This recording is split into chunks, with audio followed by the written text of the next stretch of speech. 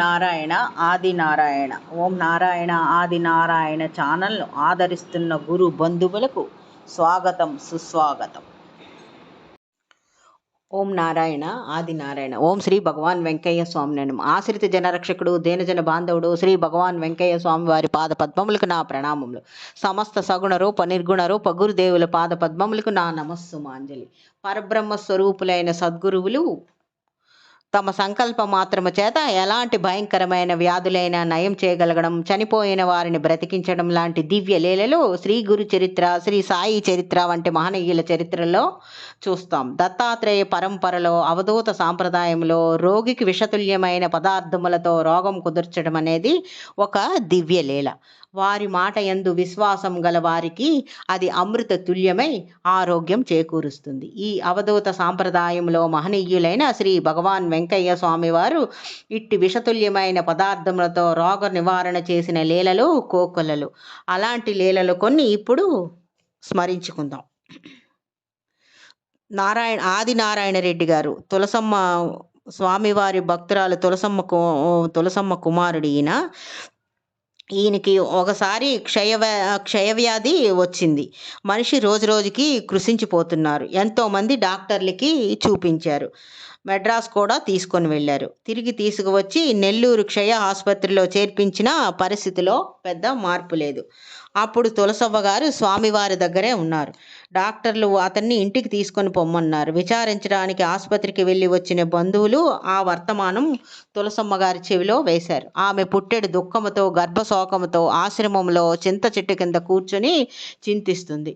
స్వామి నెమ్మదిగా గుండము దగ్గర నుండి లేచి తులసమ్మ దగ్గరకు వచ్చి ఇలా అన్నారు అనునయంగా, అమ్మ ఆయనకేమీ పర్వాలేదమ్మా, ఆయనకేమమ్మా అని ముమ్మారు పలికి చివరగా ఆయనకి ఆసుపత్రి మందులు అక్కరలేదమ్మా అని స్వామివారు ఆశీర్వాదం ఆమెకు ఇచ్చారు. స్వామివారి మాటపై ఆమెకు అంతులేని విశ్వాసం.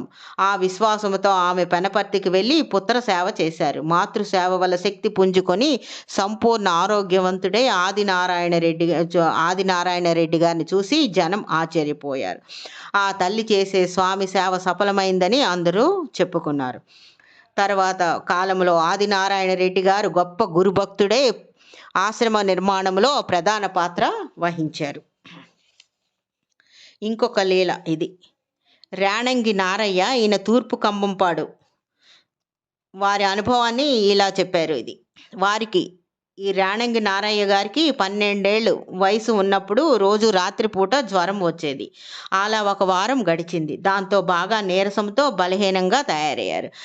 ఒకరోజు వారి తండ్రి గారు పెంచలయ్య కుండలు అమ్ముకోవడానికి పోతూ వెంకయ్య స్వామి గనక ఊళ్ళోకి వస్తే ఈ బిడ్డను చూపించమని భార్యతో చెప్పారు. స్వామి వచ్చారని తెలిసి అప్పుడు ఈయన ఈ నారయ్య గారిని భుజాన్ని పడుకోబెట్టుకొని వారి తల్లి గారు స్వామివారి దగ్గరకు బయలుదేరారు. ఆ ఊరు స్వామివారు వచ్చారని తెలిసింది. అప్పుడు ఈ నారయ్య గారిని భుజాన పైన పడుకోబెట్టుకొని వారి తల్లి గారు స్వామివారి దగ్గరకు వెళ్ళారు. వెళ్తూ ఉంటుంటే దారిలోనే స్వామివారు ఎదురై స్వామి కొంచెం దూరం నుంచే ఇలా అన్నారు, ఏమమ్మా అట్లా ఉన్నావు, అబ్బాయికి ఏంది అలా ఉన్నాడు అని స్వామివారు అడిగారు. అప్పుడు వారి తల్లి గారు తన బిడ్డ జ్వరం సంగతి ఆమె చెప్పారు. అప్పుడు స్వామి ఇలా చేశారు, తమ భుజం మీద ఉన్న పాత దుప్పటి తీసి ఈ అబ్బాయి మీద మంత్రించారు. దాంతో జ్వరం తగ్గింది. ఇంకొక లీల ఇది. మునికూటి రామయ్య, ఈయన మహిమలూరు. ఈ స్వామివారు మహిమలూరు వచ్చినప్పుడు అతను స్వామివారికి ఇలా విన్నవించుకున్నాడు, స్వామి మా మామ పోలిరెడ్డికి జ్వరముగా ఉంది, ఇంటికి రండి అని స్వామివారికి విన్నవించుకున్నాడు. అప్పుడు స్వామివారు అదే విధంగా వారి ఇంటికి వెళ్ళి నెల రోజులుగా జ్వరం ఉంటే పోయినసారి వచ్చినప్పుడు ఎందుకు చెప్పలేదు అని స్వామివారు అన్నారు. అలా అని అతని పై పంచెలో ఉన్న తాటి బెల్లం చింతగింజంత తీసి నోట్లో వేసి మింగమని అతనికి ఇచ్చారు. ఇక తగ్గుతుందిలే అని స్వామివారు అన్నారు. దానితో జ్వరం సాయంత్రానికల్లా మటుమాయమైపోయింది. ఇంకొక లీల. ఈమె స్వామివారి భక్తుడు అక్కిం వెంకటరామరెడ్డి గారి కోడలు లక్ష్మమ్మ ఈమె పేరు. ఈమె అనుభవం ఇలా ఉంది. ఆమెకు చెంపల మీద సోబి లాంటిది వచ్చింది. స్వామివారికి విన్నవించుకున్నారు. అప్పుడు స్వామి దానికి 2 వైద్యాలు చెప్పారు. నల్ల జీలకర్ర, తుమ్మాకు, ఆవు నెయ్యి కలిపి పూయమన్నారు ఒకటి. రెండవది అన్నం వండి దాన్ని చాకలి వాళ్ళ ఇంట్లో పెట్టి తర్వాత తెచ్చుకొని తినమన్నారు. ఇలా 9 రోజులు చాకలి వాళ్ళ ఇంట్లో పెట్టి అన్నం తీసుకొచ్చి తినమన్నారు. ఇలా ఎందుకు చేస్తున్నారో ఎవరికీ తెలియనివ్వొద్దని స్వామివారు వారికి ఆజ్ఞాపించారు. వారు అదే విధంగా చేశారు. ఆమెకు సోబి తగ్గిపోయింది.